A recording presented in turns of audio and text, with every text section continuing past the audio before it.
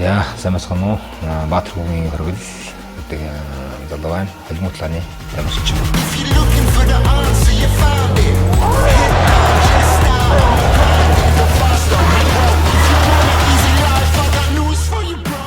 Анх Spark Agency-гээс холбогдоод физикал зууд орох боломжтой эсгийг асуусан. Миний хувьд холимотлааны тамирчин болохоор нөгөө тийм хүч сорсон зүйл аюу би сорих дуртай байсан. Тэр бэлтгэлжилт маань ерөнхийдөө хэмжээнд оролцоход боломжтой хэмжээнд байгаа гэж дотроо тооцоож ирсэн. Тэр нь бол нэг тийм бууж уу гэсэн бодол бол гарч одоо орж ирээгүй. Энэ нь бол тусалсан үзэн тэгэл одоо хэр явж чадах нь тэр хүртэл одоо дуустал үзэн гэсэн тийм сэтгэлзүйтэй орсон. Тэгээд бүх зүйлээ гаргаж оролцсон. Яг онцлог хэм бол мэдээж тэнд оролцож байгаа бүгд л одоо өндөр зэрэглэлийн бэлтгэлээ шалгалтаа тийм онцлогтой тамирчдайсэн.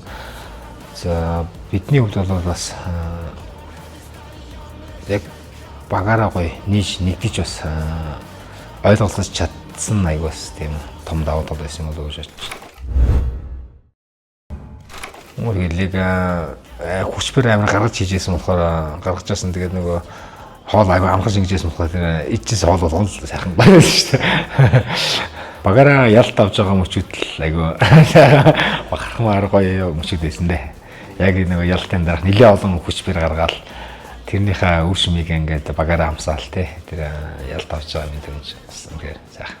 За тэгээд физикал Азия гэдэг 8 орны тийм шалгарсан сонгогдсон тийм шилдэг эрчүүд эмэгтэйчүүд нэг тийм багийн тэмцлийг заавал үзээрээ айгүй их хөөцөлтөө хүч оюухан шаардсан нэг тийм айгүй юм сонирхол татсан нэвтрүүлэг байгаа шүү гэж хэлмээр. Дайчид мориндоо